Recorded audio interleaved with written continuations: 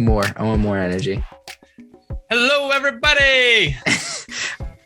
Welcome to today's podcast with Ego Lab. My name is Anthony. And I am Brian.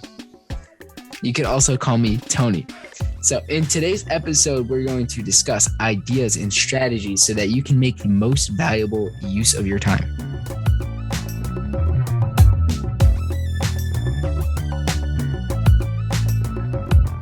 All right, Tony, let's kick it off with a quick quote.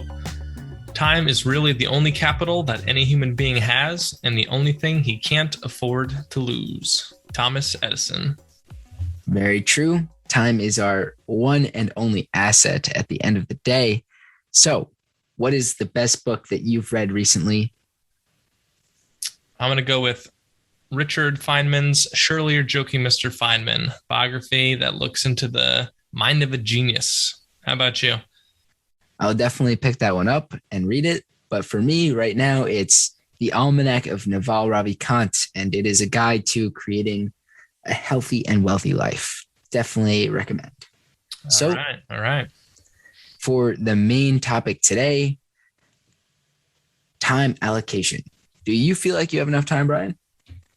Does anybody ever feel like they have enough time? It's I would say I'm getting there, trying to structure things, using some of the tools we're going to talk about today to free up my time, spend time on what matters most. There you go. It's all about priorities, right? Yeah. I definitely I'm on the same page as you. I've definitely been working towards figuring out what requires the most focus and where I should place my time. I think a lot of that has to do with choosing the right destination, like we talked about in our last episode. But I definitely feel like I have been letting some things slip through the cracks, and that all comes down to feeling like I don't have enough time. For example, maybe like going to the gym more. That's something that I feel like somehow always ends up slipping through the cracks. And I'm like, I just don't have enough time for it. So on that note, let's talk a little bit about some of the ways that we can more effectively manage our time. Why don't you start us off with some principles, Brian? Sure. Let's talk about the big picture of time management. So great one. Peter Thiel has, why can't you do it in 6 months? Let's talk about making $1 million or learning to play the guitar so you can play a live show, whatever it might be. Some people might think that needs to take 2 years, 3 years, 4 years. But what if you could crunch it down into 6 months? Really focus on what matters most. Why don't you shed some light on that from your perspective? Absolutely. So this is one of my favorite principles that I definitely refer to a lot. I learned a lot about Peter Thiel during my startup experience. But basically what it comes down to is choose what you want to do. Oftentimes people have a pretty long timeline and for pretty big goals. Peter Thiel basically says, no, don't compromise. Have big goals and then ask yourself, why can't you do it in 6 months? Figure out a way to do the things that you want to do in a shorter period of time. Yeah. And for the next one. Yeah. So Warren Buffett's got this great idea, which is, if you sit down, make a list of the 30 things you want to accomplish and cross out everything but the top 2 or the top 5, whatever it might be. And those things are where you really need to spend your time for the next 6 months to a year. Just pare it down to the bare essentials. What's most important, hit those, and you'll see that you'll have more time to really focus on those. You won't be distracted by all the other things. So I think this again goes down to, choosing priorities. The truth is we don't actually have enough time to do everything. So that's why you need to manage the time that you do have in the best possible way, which is why Warren Buffett basically says, really, you just have to focus on a couple of things that you can devote your time to so that you can actually make progress. So that's Warren Buffett's strategy on focusing on what matters. Yeah, let's talk about another big picture item here. So we got Parkinson's law. We talked about this, you and I, Tony. Parkinson's law essentially says work expands to fill the time you give it. So let's use a super basic example of a greeting card or finding a birthday card. So I go to the store. I have all day to find a birthday card. How much time am I going to spend on it? Probably an hour. I'm going to read through every single card in the section. Maybe I don't find what is the perfect card. So I go to another store and I read through another whole section there. And I spend all the time I need until I find exactly what I want. Then maybe somebody else gets out of work. They have to be at a birthday party. They only have 5 minutes to stop at the store. They run in, read 3 cards, pick the perfect one out of those 3 cards and hit the road. So we can scale that out to anything, right? Whether it's finding a greeting card or completing projects. Give yourself time that really crunches you to get it done well, but don't give yourself, kind of back to that Peter Thiel thing. Don't give yourself 5 years if you could do it in 6 months. Right. And again, not that you actually can do it in 6 months, but the goal is to make the most efficient use of your time. Another quote that I kind of like and relates to that principle is, give me 6 hours to chop down a tree and I will spend the first 4 sharpening the axe. Abraham Lincoln. This one kind of sounds counterintuitive because you have 6 hours and Brian just said that you should do it in 5 minutes, pick out your card in 5 minutes. But really what this is saying is, if you have 6 hours, let's say you had to spend those 6 hours, don't waste 4 of those hours doing nothing. Abraham Lincoln says, well, I'm going to be productive regardless. And he will spend the first 4 hours sharpening the axe so it's as sharp as possible, and so that he can cut down that tree in the best way that he can. Yeah, efficiency. Another great principle that we can look at for efficiency, which is super common, especially in the business world these days, is the 80-20 principle, or the Pareto Principle, you might have heard it called. So what that basically says is that 80% of the output comes from 20% of the input. So if we think about it in the business sense, 80% of your business is going to come from 20% of your customers, something along those lines.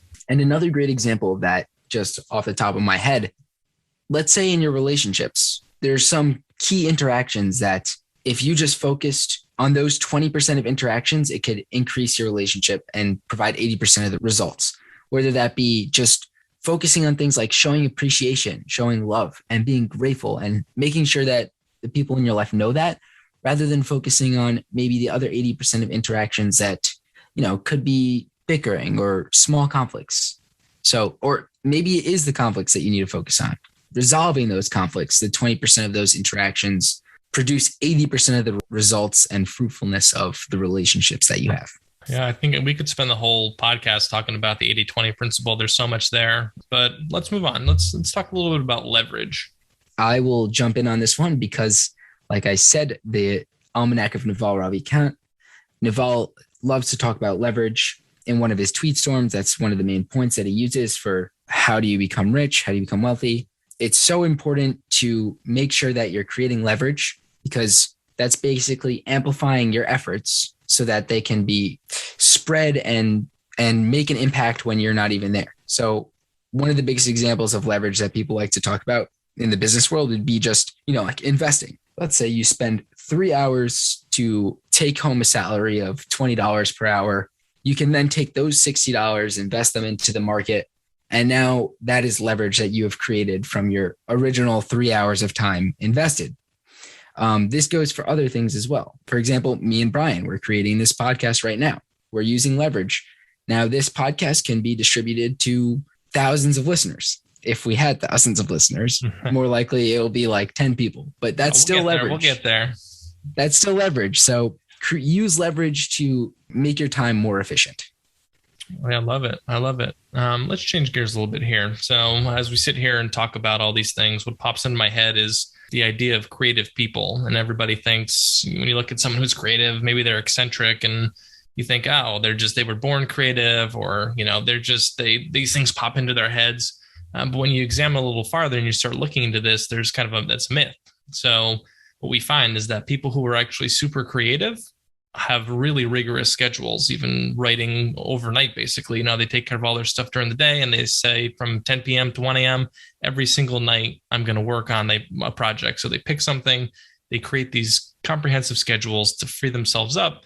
And that's where, if you've heard of the 10,000 hour principle, you got to put the time on task. So you have to free up that time. You have to be consistent with it and then keep showing up with it over time. And I heard a quote somewhere along the lines that said, basically, if you spend 100 hours on something or write 100 pages, you're going to get 10% out of that. So freeing up your schedule to write those 100 pages to get the 10 good ones out of it, or to paint for 100 hours to get the 10 hours worth of really great painting, super important. Absolutely. I know that Jack Dorsey is definitely a great example of this.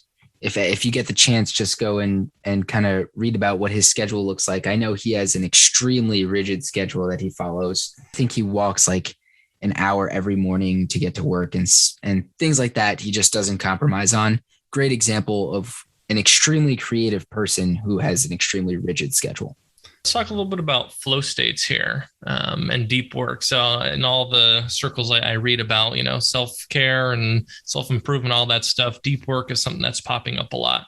A book by this guy, Cal Newport, who essentially writes about how distractions and technology are taking away from the deep work and really getting into flow states and all these buzzwords we hear now.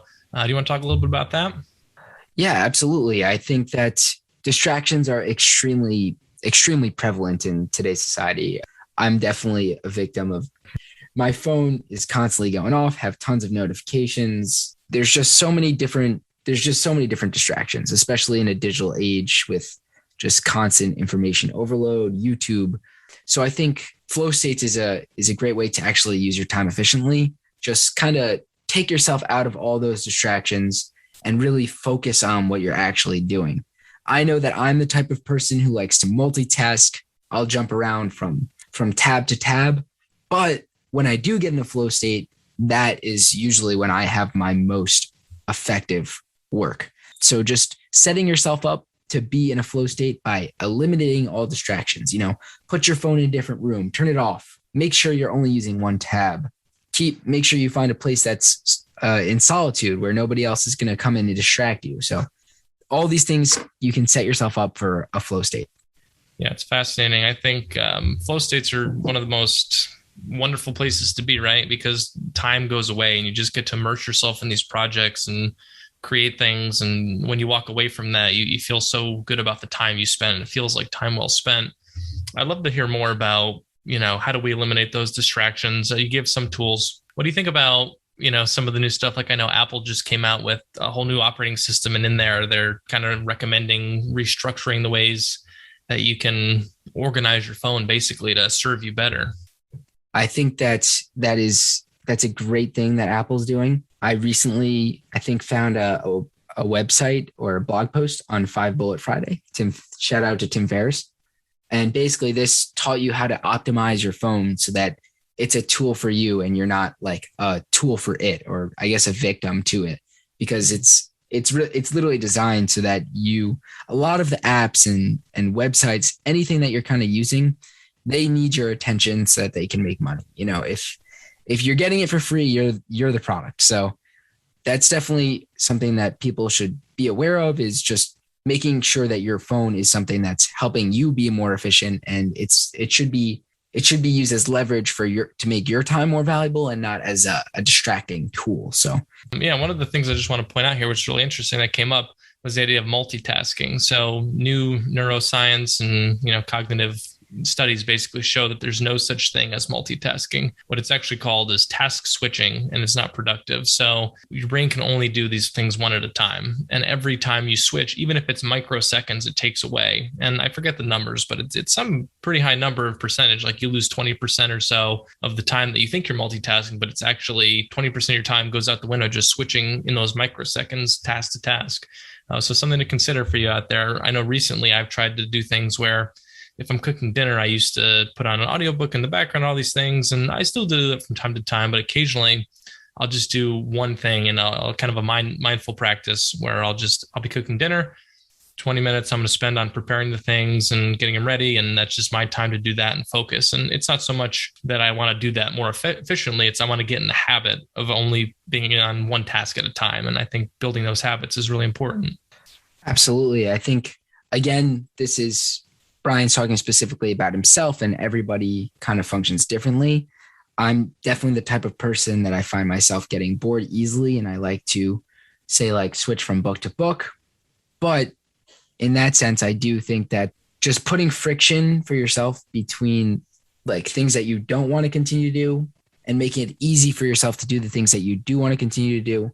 For example, your phone being a distraction, well, put it in the other room. You now just created an extra barrier for you to do that. That's another thing to just keep in mind. Make it easier for yourself to do the things that you want to do. And that could do wonders in just making sure you stay on task and use your day and your time more efficiently. I like it. All right, Tony, why don't we move on to work-life balance? So how does one decide we only have so much time in the day. I want to work is important to me, or project could be important to me. How do we strike a balance between all those? So I think this is a deeply personal question. I think this is something that you really need to evaluate yourself, figure out exactly where you want to be. What's your goal? Again, recommend you listen to our Destinations podcast. That could definitely help you figure out how to strike a solid work-life balance. But I would say just make sure that you're doing what you need to be doing when you're at work. So manage your time better at work. You'll have more time when you're spending your time on your life. So you don't have to be worried about those things that, you may have forgotten to do at work. Just make sure that you are getting what you need to get done during the workday so that you're completely stress-free when you're spending time with your family or trying to have fun. I love it. Yeah. I also think, I was just reading the book, Managing Oneself by Peter Drucker, who's like a guru in the business and improvement world.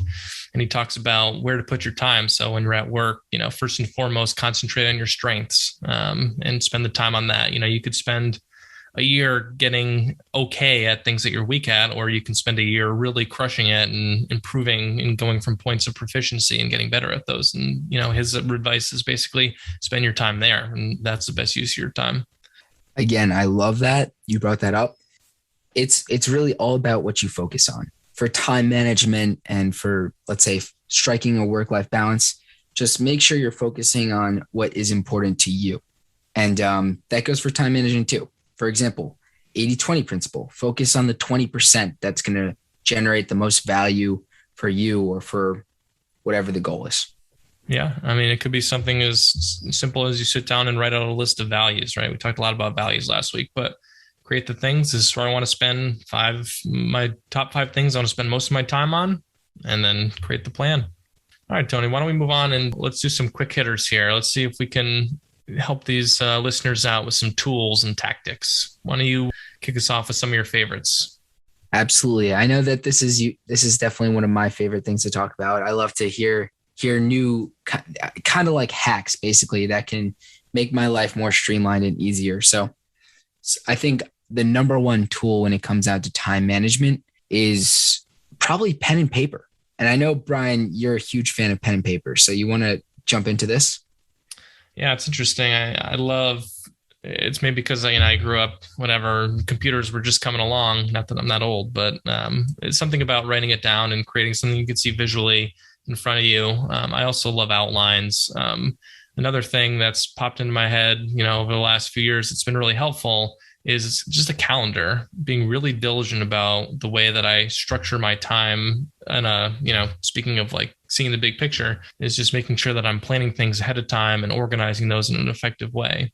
I want to hear your thoughts about pen and paper before we move on too far, though. Yeah, sure. So I think pen and paper, just writing down a to-do list, something like that, writing down your intentions for the day, just actually writing that down is basically committing to yourself that you're actually going to do this today. And I think the science backs us up that people who just write a to-do list in the morning, much higher likelihood that they're actually going to have a productive day. Again, correlation, causation, who knows, but I'm pretty sure that the science backs that up. And as far as you said with a calendar, Google Calendar is the obvious tool here. It's extremely dynamic. It's so easy to use. You can invite other people. Me and Brian use Google Calendar to schedule this meeting right now. So Google Calendar is definitely a great tool that if you're not utilizing it, if you have regular classes or a regular work schedule, it's definitely a great idea to use Google Calendar. Again, if you use pen and paper calendar, that's good too. But we're trying to share the newer, I guess, technologically advanced tools. Yeah, and then some other tools. We talk about to-do lists. I love Trello. Trello is one of my favorites. I know you use Notion. Mm-hmm. Yeah, Notion's definitely it's a great project management tool. It's extremely dynamic. There's a little bit of a learning curve, but once you get used to it, you can use it for literally anything. It's got shared workspaces like Google Docs. You could even make websites with it. So Notion's great. Perfect. Let's talk about some of the stuff how about sleep? Yeah, sleep is definitely one of the pillars of life. You're going to spend a third of your life sleeping. So you might want to figure out how to optimize that. Just some sleep practices that I have recently started to use is just I have 3 alarms, but they all go off at the same time because you never want to be hitting the snooze button. they're all in different places, and I keep my phone away from my bed so that I have to actually get up and walk to it in the morning. And once you're up, it's a lot harder to convince yourself to go back to that pillow. Yeah, just don't hit snooze. Set one alarm so you can't convince yourself in the morning that, you'll just wait for the next one. And have your stuff ready for you in the morning so that you can just move right on into your day. And like I said, have reduce friction for good things, increase friction for bad things. For example, keep the phone away from the bed so you don't use your phone when you're in your bed. What about you, Brian?